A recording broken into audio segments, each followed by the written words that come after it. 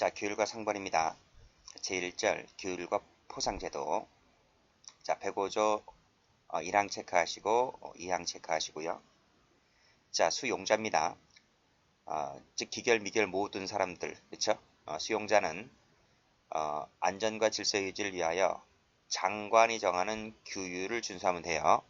근데 이 항을 보면 소장이 정하는 일과 시간표를 준수해야 되고요. 그럼 시험 문제 어떻게 나올 것 같아요? 그렇지. 이 장관하고 소장을 바꾸면 틀려요.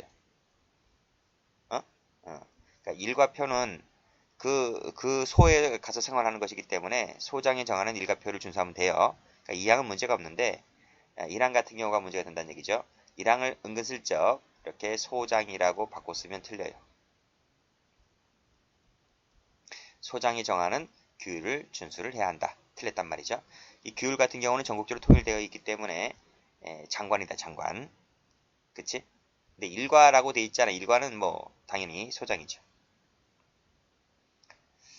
그 다음 수용자는 교도관의 직무상 지시에 복종해야 된다. 직무상 지시입니다. 직무상 지시. 직무상 지시에 복종하면 된다. 직무상 지시가 아닌 것은 복종할 필요가 없죠. 자, 기출문제 나왔네요. 소장하면 틀린다 했어요. 자, 포상제도 나왔네요. 106조 별표. 중요한 조문입니다. 별표. 자, 다음 사유에 해당하면 법무부 령이 정하는 바에 따라서 포상할 수가 있는데 1번, 2번 묶고 3번, 4번을 묶어봐요. 묶어보세요.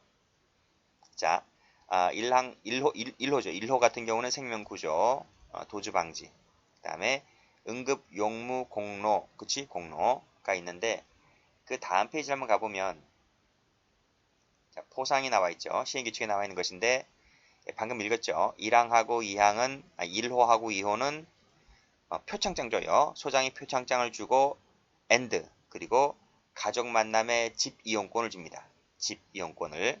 됐어요? 그러면 다시 올라가 보시면 1호, 2호는 가족 만남의 집을 이용할 수 있는 이용권을 준다고요. 됐어요? 그런데 자, 그 밑에 나와 있는 3호, 4호 있지. 안전과 질서 유지에 공이 있을 때 모범을 보이거나 창의적인 제안을 했을 때, 즉 이 세 번째하고 네 번째는 그 다음에서 보시겠지만 가족 만남의 날 이용권을 줘요. 그치? 다음 페이지 한번 가볼까요? 여기 3호, 4호 나와 있지? 3호, 4호에서는 표창장을 주고 그 다음에 가족 만남의 날 이용권을 준다. 그러면 어떤 것이 더 좋나요? 가족 만남의 집을 이용권이 좋아요? 가족 만남의 날 이용권이 좋아요? 가족 만남의 날 이용권이라고 한 건 뭐냐면 여러분 소풍 가봤지? 소풍. 소풍 말고 저 학교 운동회. 어렸을 적에. 그러면 엄마 아빠가 김밥 싸와가지고 뭐지? 잔디밭에 앉아서 같이 김밥 먹고 그러잖아. 그치? 그게 그 가족 만남의 날이야. 그냥 잠시 만나는 거야. 근데 가족 만남의 집이라고 하는 건 뭐예요? 그날 부모님이랑 이 집에 가서 하룻밤 자는 거야. 그럼 여러분 뭐 선택할래? 집이 낫지, 집이. 집이 더 좋단 말이에요. 그쵸? 집이 더 좋다. 그래서 1호하고 2호 다시 한번 가보시면 여기 생명구조 도주방지 응급용무 공로가 더 좋다는 거야. 더 뛰어나기 때문에 집 이용권을 주는 것이고 3번 4번은 날 이용권을 주는 것이고 이거 섞이면 틀려요. 기출문제에서 이 날하고 집을 섞어놨어요. 잘 받으시고 자, 그 다음에 기출문제에 나와있죠. 그치? 날이 아니라 이건 집이다. 다음 페이지 징벌 갑니다. 자, 징벌은 규율 위반한 자에게 부과하는 불이익 처분이다. 징벌위원회 의결로서 행해지는 것이므로 사법처분이 아니라 행정처분이다 하는 거예요.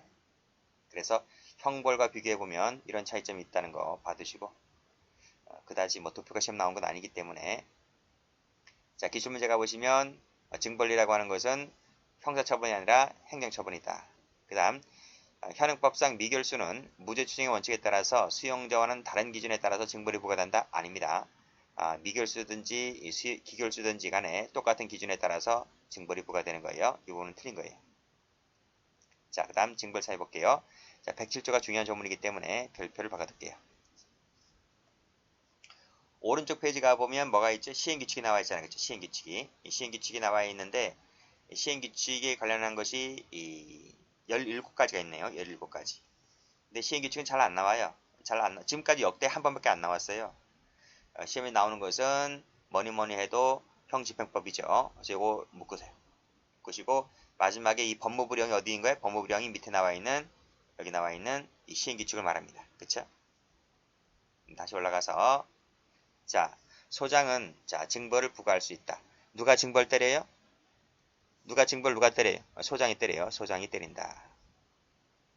소장이 때리는데 지 멋대로 직권으로 때리는 게 아니라 징벌위원회 의결을 거친다. 이게 중요한 거야. 징벌위원회 의결을 거친다.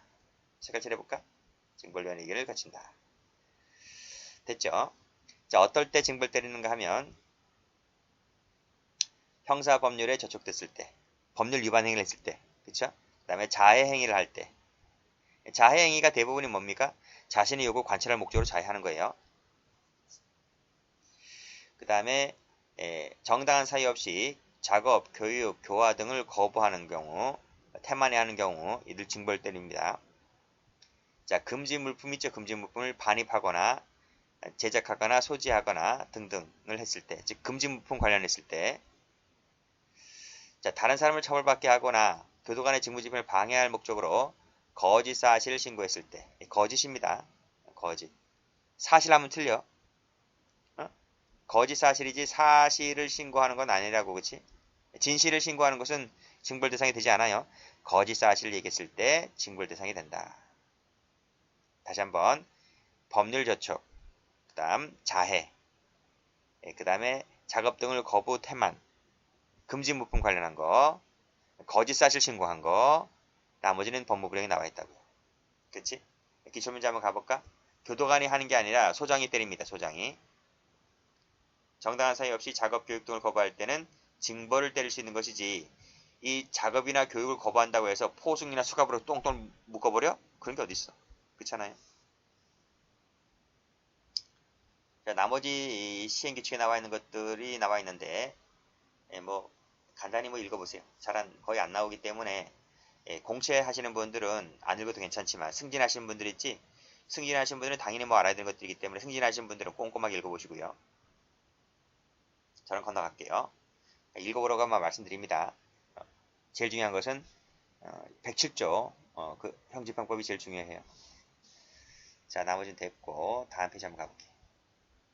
징벌 대상자 조사. 자, 110조 나와 있지? 자, 소장은 징벌 사유에 해당하는 행위를 하였다고 의심이 들 만한 상당한 이유가 있는 수용자가 다음 사유에 해당하면 그 다음 사유가 1, 2번 묶으세요. 조사 기간 중에 분리하여 수용할 수가 있다. 그치?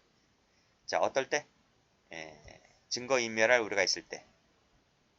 그 다음에 다른 사람에게 위해를 끼칠 우려가 있을 때. 또는 다른 사람으로부터 위해를 보호할 필요가 있을 때. 그때 분리하여 수용할 수가 있다. 여기에는 자살 우려가 안 돼요. 자살 우려는 포함되지 않아요. 증거인멸 우려가 있을 때. 응? 그 다음에 위해 관련해서 나와 있을 때 봐두시고. 문제 만들긴 나름이야. 제가 뭐 자살을 위해 제가 뭐 소설을 썼겠나? 기출문제 분석해서 썼겠지. 2항 1호 각호 어느 하나에 해당하면 접견, 서신수수, 전화통화, 실외운동, 작업, 교육훈련, 공동행사 참가, 중간처우 등 다른 사람과의 접촉이 가능한 처우의 전부나 일부를 제한할 수가 있다. 그쵸? 이런 것들을 제한할 수가 있다. 그쵸? 왜? 지금 조사받아야 되잖아요. 지금 조사실 와서 조사를 받아야 되는 것이기 때문에 이런 것들이 거의 안 돼요. 거의 안 된다고 보면 돼요.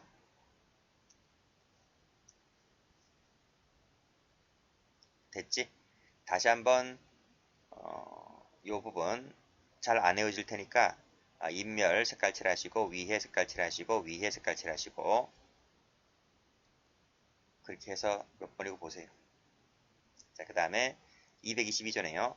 접견, 서신, 수수, 전화통화를 제한할 때에는 그런 것을 가족 등에게 알려줘야 된다. 그치? 헛수고하면 안 되잖아. 이번 주에 다음 주에 자식놈 만나러 가려고 했는데 막상 와서 가보니까 야 지금 조사받고 있어. 징벌 가고 있다고. 근데 어떻게 만나? 어? 그러니까 그러한 헛수고 하지 마시라고 가족 등에게 알려주는데 그래도 그치? 그 징벌 대상자가 원치 아니하면 그러하지 않는다. 그쵸? 됐고 조사 시 준수사항 조사할 때는 다음 사항을 준수해야 한다 그랬죠? 1, 2, 3, 4를 묶으세요. 인권 침해가 발생하면 안 되겠지. 그 다음에 이유를 설명해주고 충분히 진술할 기회를 제공해주고 그 다음에 공정한 절차 그 다음에 객관적 증거에 따라서 조사하면 돼요. 그 다음 형사법률에 저촉되는 행위에 대해서 징벌부가 그 다음에 형사 입건 조치가 요구될 때는 진술을 거부할 수 있다는 점, 그 다음에 변호인을 선임할 수 있다는 점 이런 것들을 알려주면 됩니다. 그쵸? 어떨 때? 징벌부가 외에 여기 형사 입건 조치가 필요하다고 인정할 때 진술 거부라든지 변호인을 선임할 수 있는 것이지 기출문제처럼 모든 조사 대상자에게 하면 틀려요.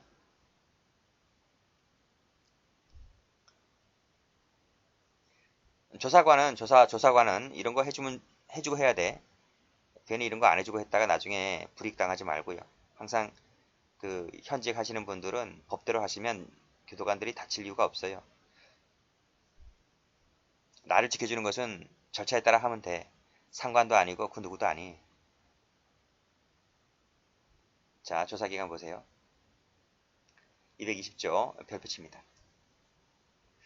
자, 조사 기간은 빨간색으로 10일 이내로 한다. 10일 동그라미 치시고 다만 앞에 끊고 필요하다고 하면 1회에 하나여 다시 한번 7일 동그라미 치시고 색깔 칠해.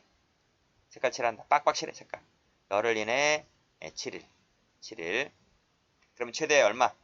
최대 10 플러스 7이니까 최대 17일. 이거 시험 나온 적이 있습니다.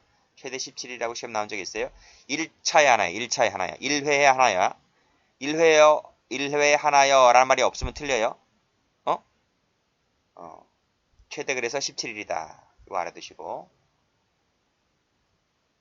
시험 몇 번 나왔어요. 그 다음에 다음 해당하는 조치를 취할 수 있다 했네요. 1번부터 5번까지 묶으시고. 자, 소장은 조사기간 중 조사 결과에 따라서 다음 조치를 할 수 있다 했잖아요. 자, 징벌위원회로 넘긴다. 그치? 무혐의 통고한다. 훈계하고 그친다. 회부를 보류한다. 조사를 종결한다. 이 5개 중에 하나를 네 하고 싶은 대로 하시면 돼요. 아시겠어요? 이건 징벌감이다 싶을 때는 징벌위원회를 회부하면 되고 혐의가 안 나오네. 무혐의 통고하면 되는 거고요.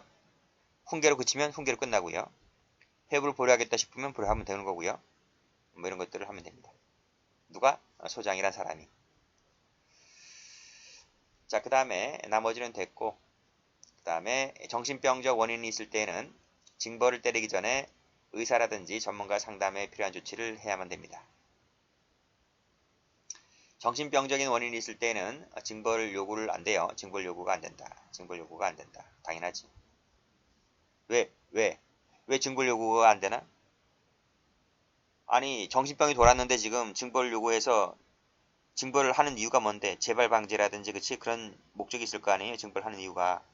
근데 정신이 돈 사람이 징벌을 때리면 그 사람이 그런 걸 깨우치나? 의미가 없다. 아무런 의미가 없다는 거지. 그래서 징벌 요구를 할 수가 없는 거지. 최대는 17이다. 정신질환 등으로 자해를 할 때는 징벌 사유가 된다? 안 된다 했어요. 자, 다음. 조사의 일시 정지를 갈게요.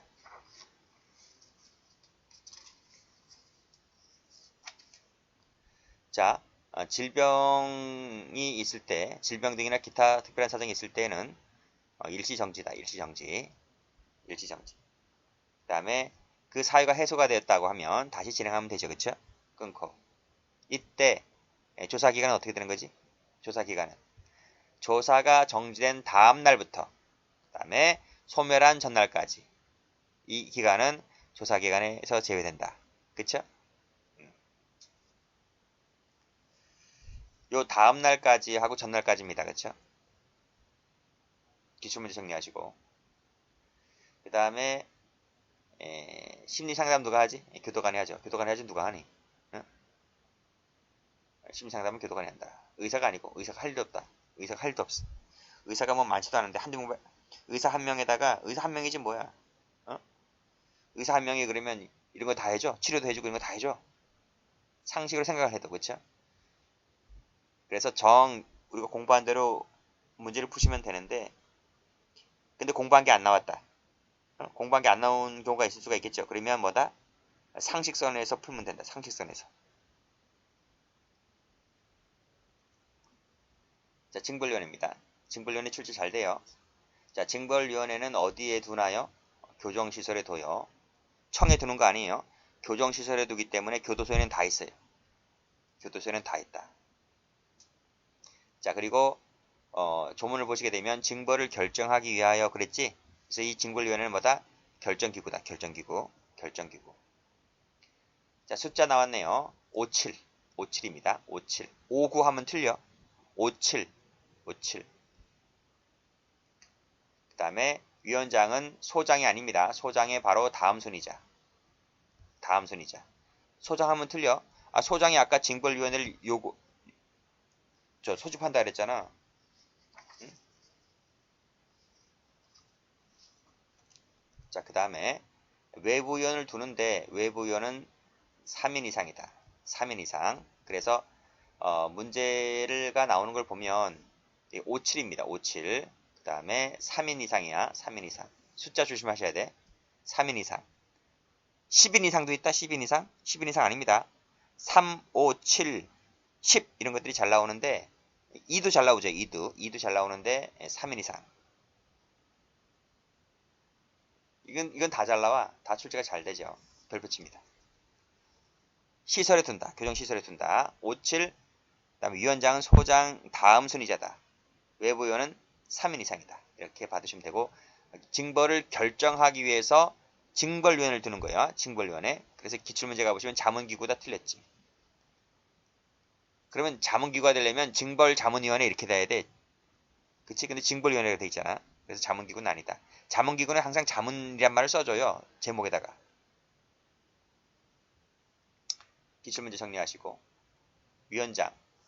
위원장이 불가피한 사유로 직무를 수행할 수 없을 때는 미리 지정한 사람이 직무를 대행합니다.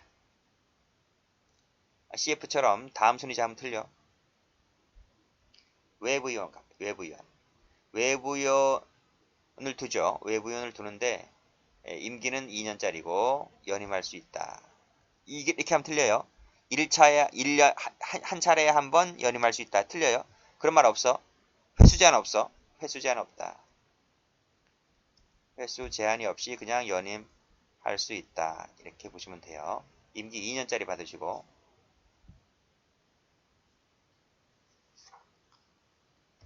뭐 변호사 이딴 거는 시험 안 나와요. 숫자만 잘 받으시면 돼요. 그 다음에 위원 중에서 공무원이 아닌 사람이 그 얘기를 밖에 나가서 발설하면 안 됩니다. 그럼 공무상 비밀 누설죄로 처벌받아요. 돈 받고 해주면 수뢰죄로 처벌받아요. 이런 조항이 공무원 의제 조항이 있습니다. 자, 그 다음에 제척 기피. 자, 위원이 징벌 대상자의 친족이거나 그 밖에 공정한 심의 의결을 기대할 수 없다는 사유가 있을 때는 참석할 수 없다. 제척 사유가 되죠. 그 다음에 조사 담당한 자는 그 위원회에 참석할 수 없다. 참석하게 되면 기피 대상이 되는 거죠. 그래서 징벌 같은 경우에는 제척 기피 제도가 있다. 이렇게 받으시고 여기 기피가 있네. 기피 신청을 할 수 있다. 그렇죠? 기피 신청을 할 수가 있는데 이때 그 위원회의 의결로서 기피 여부를 결정한다. 이렇게 돼 있어요. 소장이 결정하는 게 아니에요. 소장이 결정하는 것이 아니라 위원회의 의결로서 기피 여부를 결정합니다. 그리고 여기 제척 받으시고 여기 제척이에요. 제척이고 이건 밑에 기피고 자, 그 다음에 심의 의결. 자, 징벌위원회는 다음 사항을 심의 의결한다 그랬네요. 1번부터 6번까지를 묶으시고요. 그 중에서 뭘 해요? 여기 징벌 집행의 유예, 집행유예를 합니다. 집행유예 여부를 결정한다. 선고유 없어요. 선고유예 제도는 없다. 선고유예는 법원이 하는 거지. 그치? 징벌위원회가 한다는 말은 틀렸지.